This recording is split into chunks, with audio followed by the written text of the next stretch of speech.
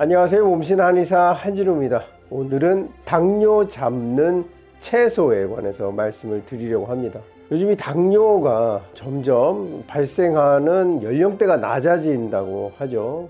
20대 또 30대에서부터 벌써 당뇨 전 단계에 많이 노출된다고 하니까요. 문제라고 보지 않을 수가 없겠습니다. 당뇨는 꼭 중년 이후 40대, 50대 이후에나 생기는 건 줄 알았는데 젊은 층까지 위협하는 이 당뇨병에 대해서 오늘 말씀을 드릴 예정이니까요. 영상 끝까지 봐주시고요. 좋아요 한번 눌러주시면 큰 도움이 되겠습니다.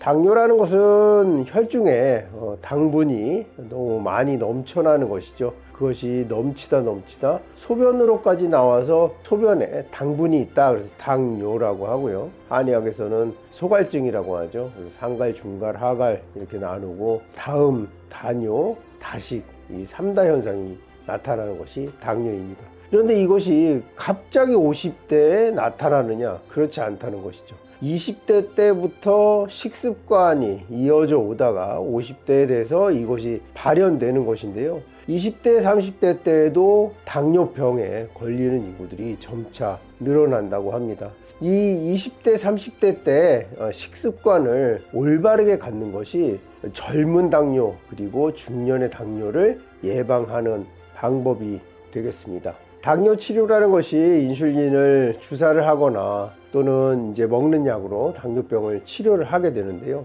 이 말이 치료지 혈당을 일시적으로 낮춰줄 뿐이니까 식습관을 개선하지 않으면 점점점 주사 맞는 용량이 늘어나거나 먹는 약의 양이 늘어날 뿐 전혀 당뇨가 개선되지 않을 수 있습니다. 따라서 당뇨 치료를 한다고 하더라도 식이습관의 변화가 필요한 것입니다.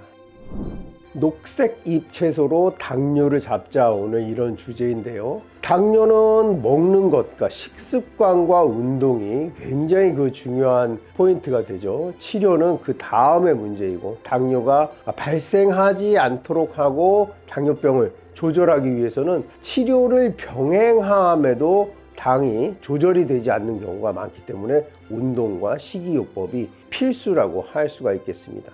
영국 의학 저널의 연구 보고에 따르면요, 이 녹색 잎 채소를 충분히 먹는 그룹과 그렇지 않은 그룹을 나눴을 때 제2형 당뇨에 걸릴 확률이 녹색 채소를 열심히 먹는 그룹에서 무려 14%나 낮게 나타나는 것으로 보고되었습니다. 녹색잎 채소라고 하면은 배추, 상추, 브로콜리 이런 것들을 떠올리기가 쉬운데요. 그 중에서도 가장 유효 성분이 많은 것은 깻잎으로 알려졌습니다.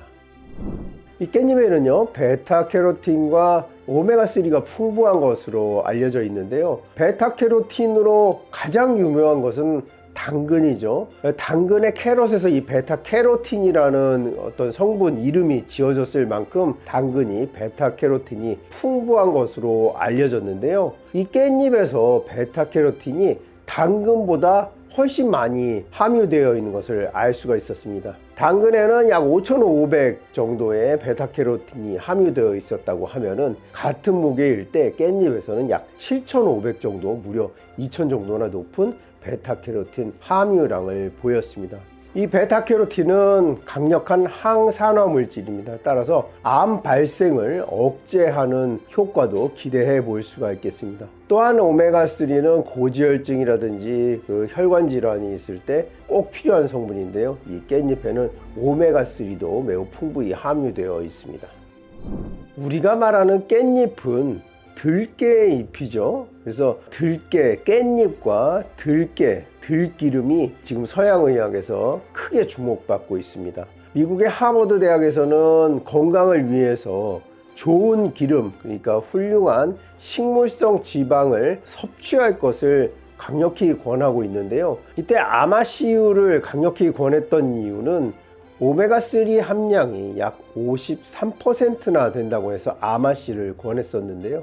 생들기름의 경우를 살펴보니 오메가3 함량이 무려 60%에 이르는 것으로 알려져서 오메가3 양이 아마씨유보다 생들기름에 더 풍부히 들어있는 것을 알 수가 있었습니다.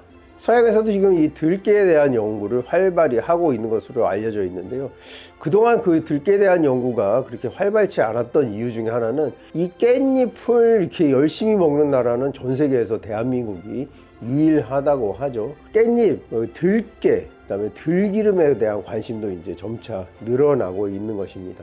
이 들깨를 이제 페릴라라고 하죠. 그래서 들깻잎, 그러니까 우리가 말하는 깻잎을 페릴라 리브스 하고 페릴라 오일 하면은 들기름이죠. 들깨유가 되겠죠.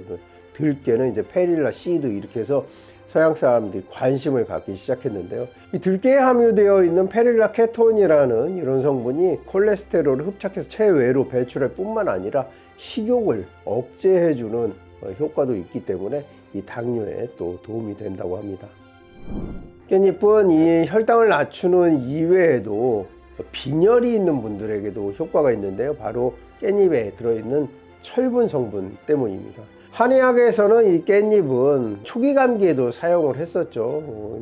그냥 깻잎은 아니고요. 깻잎의 변종, 약간 자줏빛을 띠는 차조기, 차즈기라고 하는 것을 자소엽이라고 해서 발한, 땀을 내기도 하고 기침을 가라앉혀 주기도 하고 소화를 도와주기도 했는데요. 이 깻잎에 들어있는 성분들이 음식이 상하는 것을 막아주기 때문에 생선회를 먹을 때 마늘과 함께 생강과 함께 깻잎을 곁들이는 이유가 바로 음식을 먹고 탈이 나지 않도록 하기 위함이었습니다. 따라서 우리 호흡기 질환 그리고 소화기에도 이 깻잎은 도움이 될 수가 있겠습니다. 오늘 당뇨를 잡는 잎채소 바로 깻잎에 대해서 소개를 해드렸는데요. 오늘 준비한 영상은 여기까지고요. 더 궁금하신 점 있으시면 댓글 남겨주시면 성의껏 답변해 드리도록 하겠습니다. 영상 끝까지 봐주셔서 감사하고요. 지금까지 몸신 한의사 한진우였습니다.